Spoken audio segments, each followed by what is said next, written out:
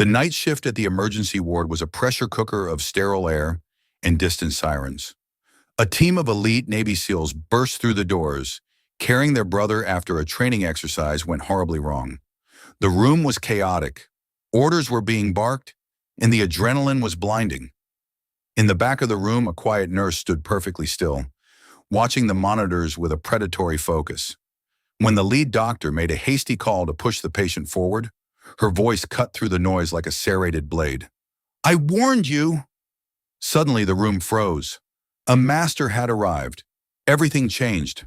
Elena Ward was 32 years old, but her eyes held the profound stillness of someone who had seen the sun rise over the smoking ruins at the end of the world.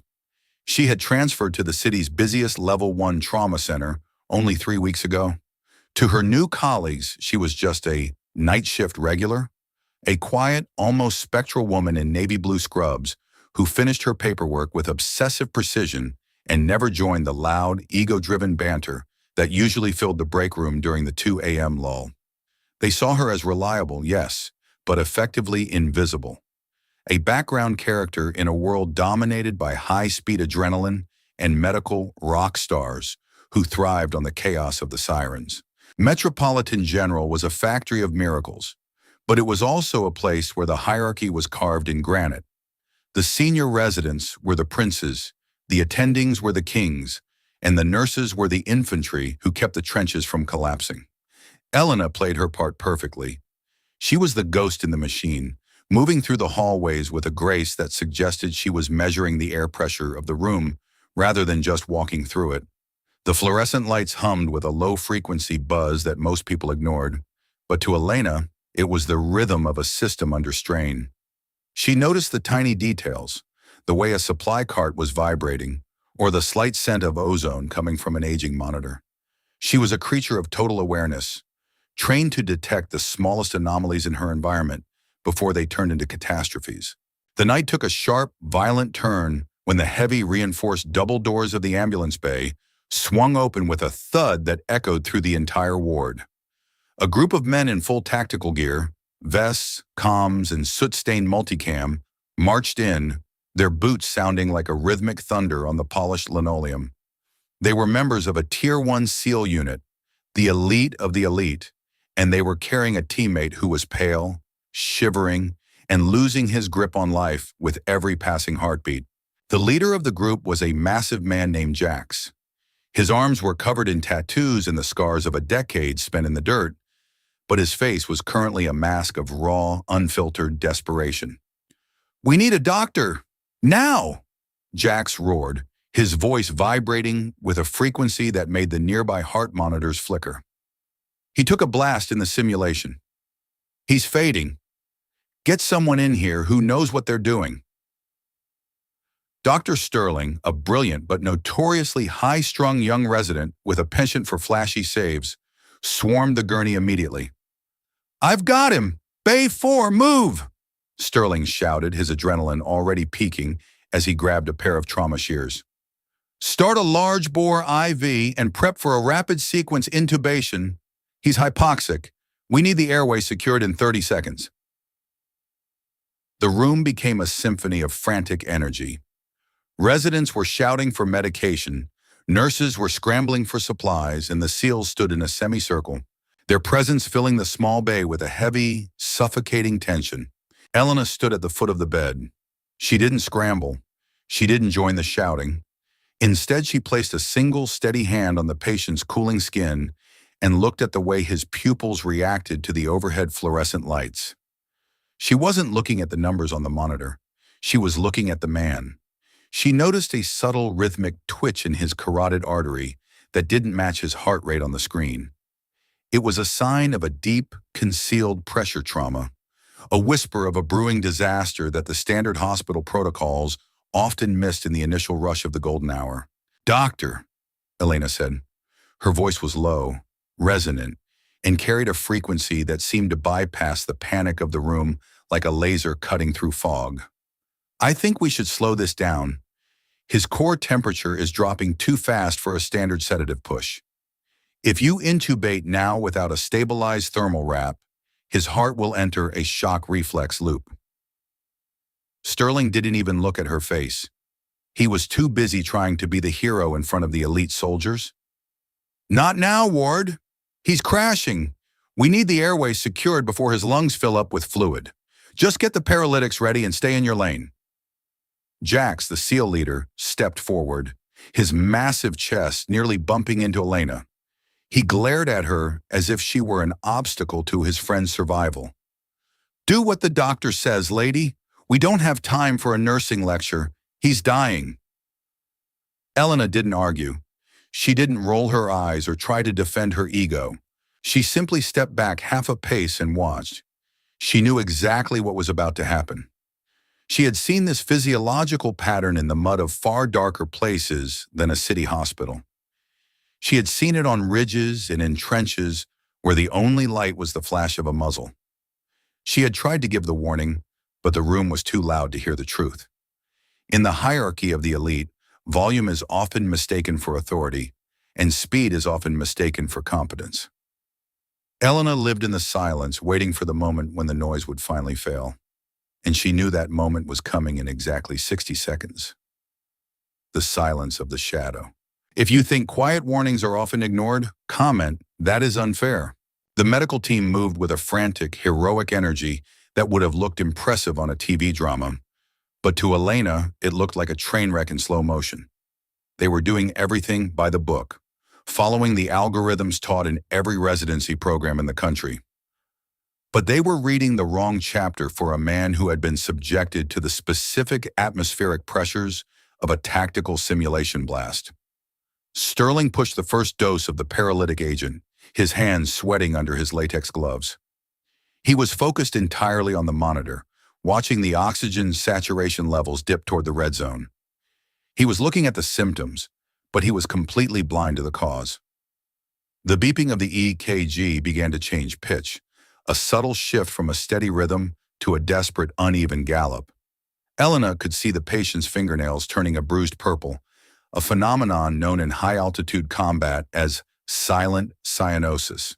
It was a sign that the oxygen wasn't just low, it was being physically blocked by internal atmospheric pressure. BP is dropping, 70 over 40, a junior nurse shouted. He's going into profound bradycardia. Push the atropine. Give me another liter of saline. Sterling barked, his voice rising an octave in a mask of panic. Why isn't he stabilizing? Come on, brother. Breathe for me. The SEALs stood like statues, their hands clenched into white-knuckled fists. They were masters of their own domain, men who could clear a room in 3 seconds. But here, in the sterile white light of the ER, they were powerless. They looked at Sterling with eyes that demanded a miracle. But Sterling was drowning in his own haste. He was throwing hammers at a problem that required a needle. Elena watched the monitor. The waveform of the heart rate was starting to flatten in a very specific, ominous pattern known to combat medics as the refractory fade. It wasn't just a drop in blood pressure, it was a vascular collapse feedback loop, a condition she had spent 8 years studying in environments where there were no backup generators or sterile rooms. She realized that if they pushed more saline now, the internal pressure would burst the microvessels in the patient's lungs. They were literally drowning him from the inside out while trying to save him. Doctor, we should reassess immediately, Elena said again.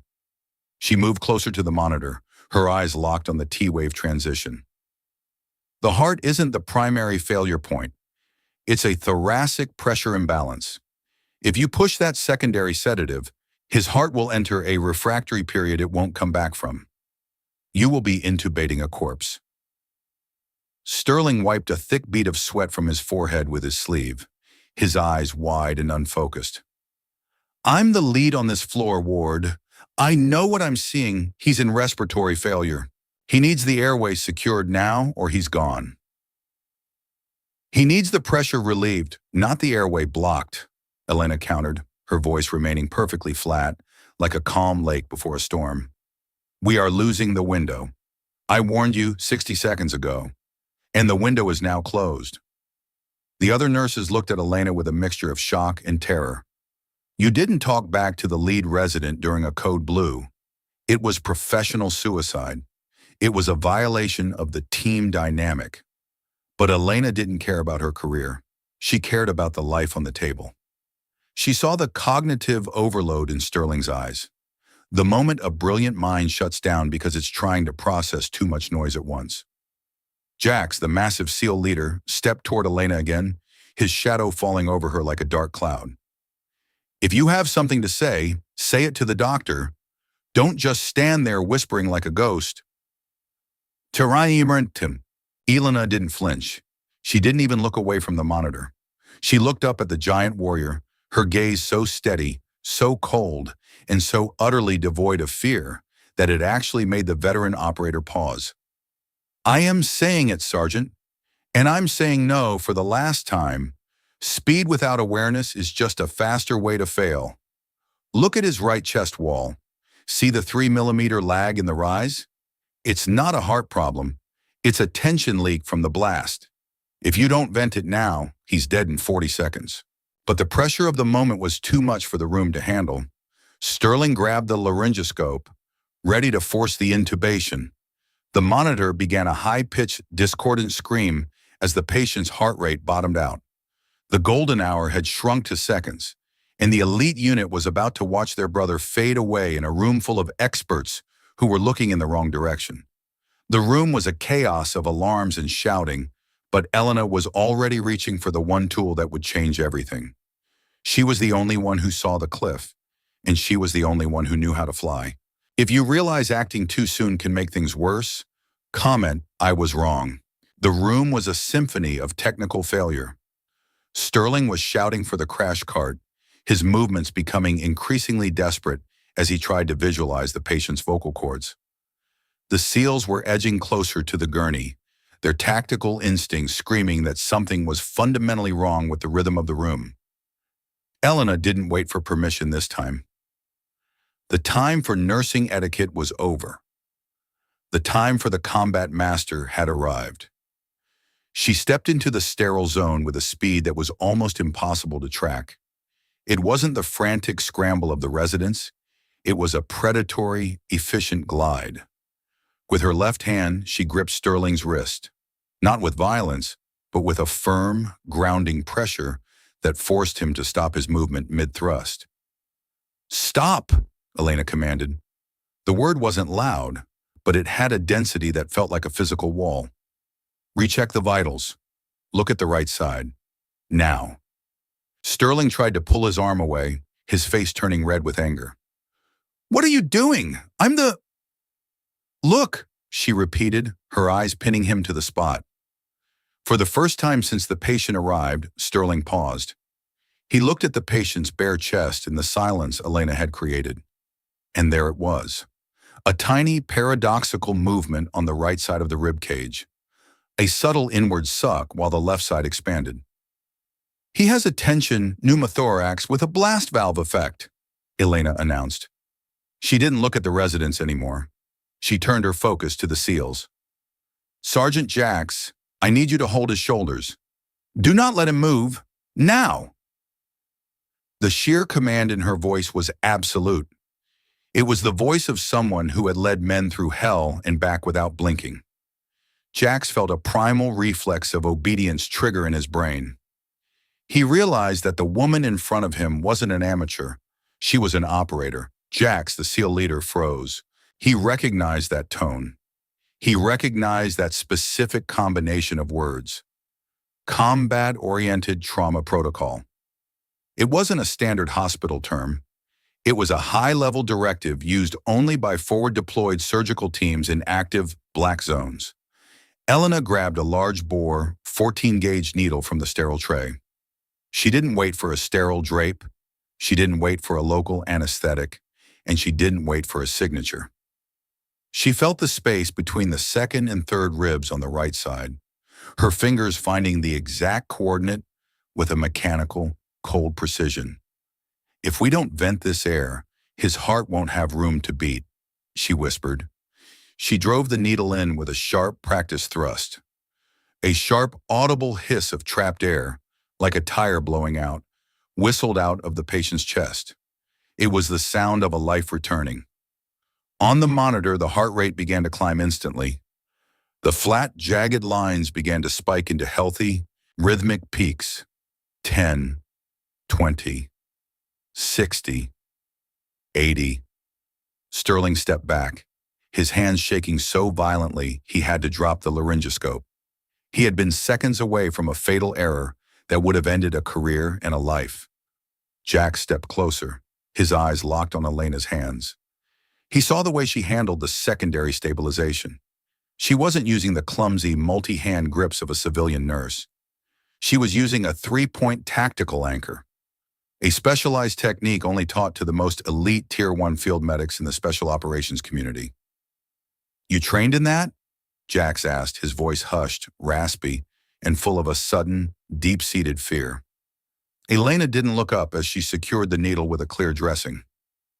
"I didn't just train in it, Sergeant. I wrote the field manual for the 2018 update." Jax turned to his team, his face pale with a realization that hit him harder than any blast. "Hold on, look at her posture. Look at the way she's clearing the field and managing the line. Look at the badge." He leaned in and whispered to the team, but the room was so quiet that even the doctors in the hallway heard it. "She's not just a nurse. She's trained. Combat master level. She's from the Shadow Divisions." The atmosphere in the room didn't just change, it inverted. The SEALs, men who had seen the absolute worst the world had to offer, suddenly stood at attention. The words combat master carried a weight that no doctoral degree or surgical title could match. It meant she had operated under heavy fire. It meant she had made life and death decisions when the sky was literally falling. It meant she had saved more lives in a week than most doctors saw in a decade. Sterling looked at Elena as if he were seeing a ghost from a war he never fought. "Combat master? You mean the units that don't exist on the roster?" Elena finally looked up, her expression as neutral as a stone wall. "I mean that the patient is now stable for a chest tube. And I warned you about the thoracic pressure 3 minutes ago, doctor. Now, if you can stop your hands from shaking, let's finish the stabilization correctly. We're moving to the secondary survey. I'm lead on the board." For the next 10 minutes, the ER was a masterclass in clinical perfection. There was no more shouting. There was no more panic. Elena directed the room with a series of quiet, efficient commands that the doctors and nurses followed without a single question. The elite warriors didn't bark orders anymore. They watched her with a reverence that bordered on awe. She had dismantled the hospital's ego-driven hierarchy in under 60 seconds. Not by shouting louder, but by being the only person who knew the rhythm of the storm. The invisible shadow was gone, and the master was standing in the center of the light. If you believe experience speaks louder than rank, comment, I am indebted. The surgery to permanently repair the lung injury and the underlying vascular damage was successful. The patient was moved to the ICU, his vitals strong, his color returning to a healthy bronze. The tension in the trauma bay had faded, replaced by a heavy reflective silence that hung over the night shift like a protective shroud. Dr. Sterling sat at the nursing station, his head buried in his hands. He was replaying the last hour over and over in his mind like a broken film strip. He saw the moment he had ignored her. He saw the moment his own ego had nearly cost a hero his life. He felt the weight of his own arrogance pressing down on his chest. The nurses nearby were whispering about Elena, their voices full of a new kind of curiosity. They realized they had been working alongside a legend without ever knowing her name. The combat master label had stripped away their assumptions, revealing the steel beneath the scrubs. He looked up as Elena walked past, carrying a tray of used supplies to the decontamination room. She looked exactly the same as she had at the start of the shift.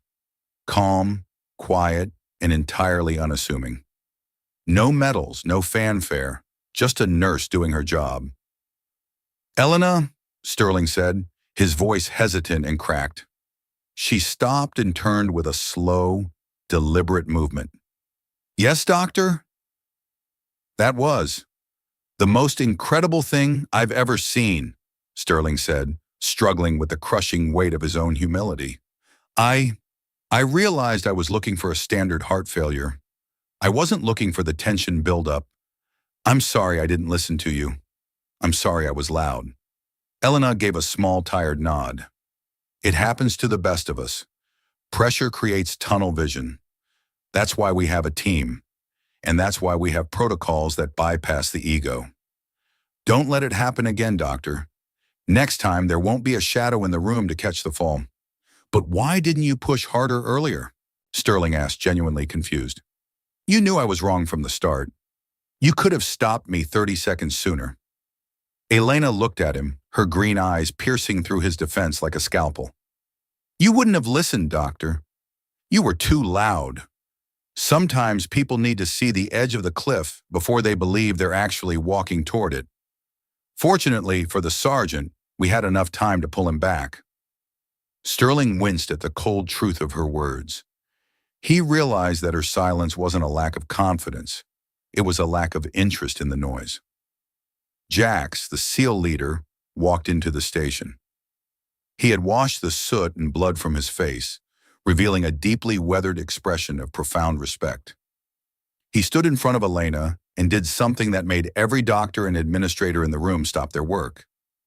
He stood at full attention, clicked his boots, and gave her a sharp, formal military salute. Sergeant Major Cross, Jax said. He used her old rank, a rank he had discovered through a frantic, high-level call to his commanding officer 10 minutes ago. I owe you my brother's life. We had no idea a legend was standing in this room with us. I apologize for the disrespect of my unit. We were blind. Elena didn't return the salute. She was a civilian now, and those days were in her past. But she acknowledged it with a dignity that settled the matter forever. He's a good soldier, Sergeant Jax. He fought hard. Make sure he finishes the full 3-week recovery cycle before you put him back in the dirt. If I see him in my ER again, I'll tell his mother. Yes, ma'am, Jax replied, his voice full of a new kind of discipline.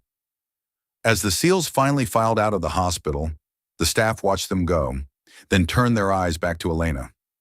She was back at her desk, quietly filing her paperwork as if nothing extraordinary had happened. She didn't want the spotlight. She didn't want the plaques on the wall. She was a professional who knew that real respect isn't given because of a title on a door or a degree on a wall. It's earned in the 4 seconds when everyone else is looking away and the truth finally demands a voice. She was the code whisperer. If you believe respect is earned through action, comment, I will live kindly. The story of Elena Ward reminds us that the loudest voice in the room is rarely the most dangerous or the most capable one. We live in a world that is obsessed with noise, with titles, with certificates, with the outward display of power, and the constant roar of social validation. We assume that because someone is quiet, they have nothing to say, and because someone is in the background, they have nothing to offer the front lines. But true mastery is a silent thing. It's a fire that burns in the bones, forged in the heat of impossible experience and the discipline of relentless observation. It is the ability to see the invisible threads of a crisis before they knot into a disaster. Elena understood that true leadership is a service, not a status symbol.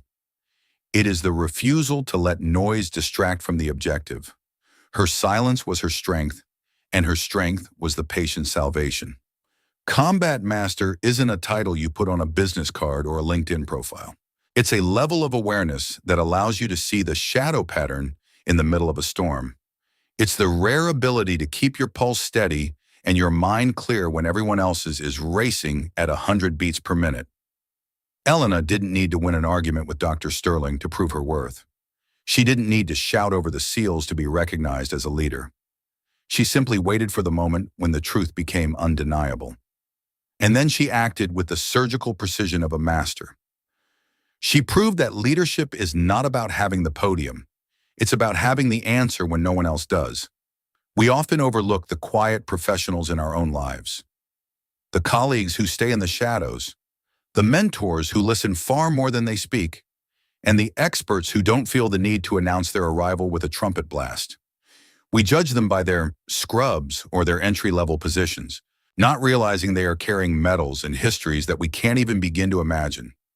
The next time you find yourself in a room full of noise, ego, and frantic energy, look for the person who is watching the monitors. Look for the person who is staying calm while everyone else is losing their grip. They might just be the combat master you need to get home alive. They might be the one holding the line while the world tilts. Elena went back to her quiet life after that night. She continued to drink her tea, she continued to do her charts, and she continued to be the reliable nurse. But in that hospital, she was no longer invisible. She was the fixed point, the anchor, the ghost who straightened the world when it started to tilt toward tragedy. Real strength is quiet. Real leadership is clear. And real heroes don't care if you know their names. They only care that the mission is complete, the brother is safe, and the truth has been served. Be the observer. Be the master of your own pressure. And remember, the calmest voice in the room is often the one that saves the world from its own noise. That is the power of the combat master. If you believe the quiet professionals who are called when it truly matters deserve recognition, leave a comment below. And if this story reminds you that the calmest voice in the room is often the one worth listening to, don't forget to subscribe for more.